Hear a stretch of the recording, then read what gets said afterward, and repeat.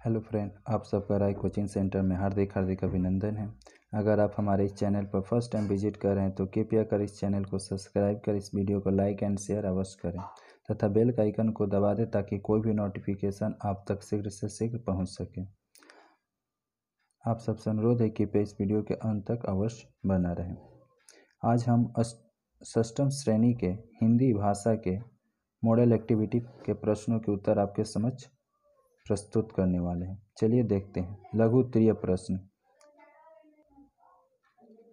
पहला है आपका, मीठी बोली बोलकर तोता कहाँ कैद हो जाता है। दूसरा था, तो देखिएगा इसका आंसर, मीठी बोली बोलकर तोता पिंजरे में कैद हो जाता है। दूसरा था, विष कौन सा गुण नहीं त्यागता है, तो विष अपनी श्यामला अर्थात कालिमा गुण को नहीं त्यागता है। हमारा चरित्र कौन गढ़ता है, तो सत्पुरुषों का आदर्श हमारा चरित्र गढ़ता है। अपने गुरु से हमें क्या सीखना चाहिए, तो अपने गुरु से हमें उत्तम विद्या सीखना चाहिए। चिड़िया के पंख कैसे हैं, तो चिड़िया के पंख नीले हैं। माधव को किसकी लालसा थी, तो माधव को संतान की लालसा थी। राजतरंगिणी के लेखक कौन थे, तो राजतरंगिणी के लेखक महाकवि कल्हण थे। कश्मीर हमारे देश का क्या है, तो कश्मीर हमारे देश का मुकुट है। पंडित तिवारी कहाँ रहते थे, तो पंडित तिवारी काशी की पवित्र नगरी में रहते थे। यास्की चांद को कौन सा रोग था, तो यास्की चांद को पोलियो का रोग था। अगला क्वेश्चन है बोधमूलक। पहला क्वेश्चन आप लोग देख सकते हैं, दुष्ट की दुष्टता का क्या प्रभाव पड़ता है। चलिए देखते हैं इसका आंसर। तो इसका आंसर हो जाएगा, दुष्ट व्यक्ति कभी भी अपनी दुष्टता को नहीं छोड़ता। उसे कितना ही बड़ा स्थान मिल जाए अथवा बड़े लोगों की संगति मिल जाए, पर वह अपनी दुष्टता को, अपनी बुराइयों को नहीं छोड़ पाता। जैसे विष अपनी स्वाभाविक धर्म गुण को नहीं छोड़ता, उसी प्रकार दुष्ट लोग भी अपने दोष को कभी नहीं छोड़ते। अगला क्वेश्चन है, हमारे जीवन में सत्पुरुष और गुरु का क्या योगदान है। चलिए देखते हैं।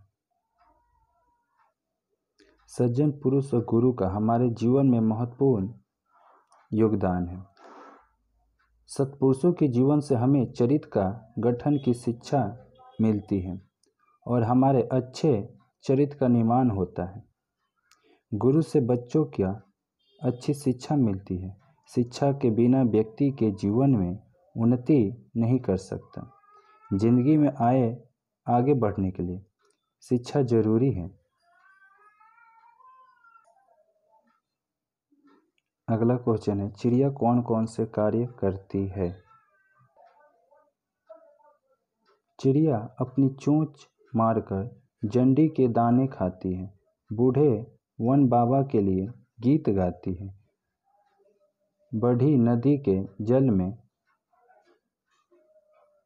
मोती लाती है और नदी से प्यार करती है। कलावती का स्वभाव कैसा था।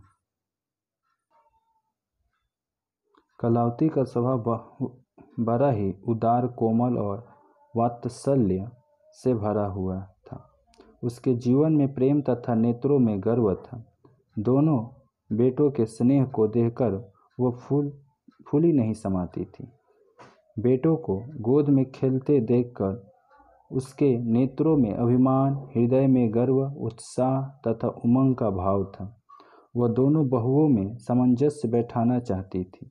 केदार की स्वार्थपरता को देखकर उसका हृदय शोक संताप से भर उठा।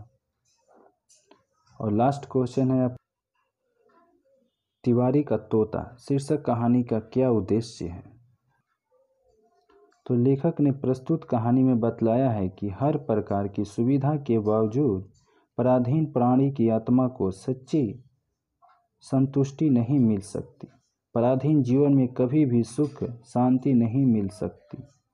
पराधीनता जीवन के लिए सबसे बड़ा अभिशाप है। जय हिंद, जय भारत, वंदे मातरम।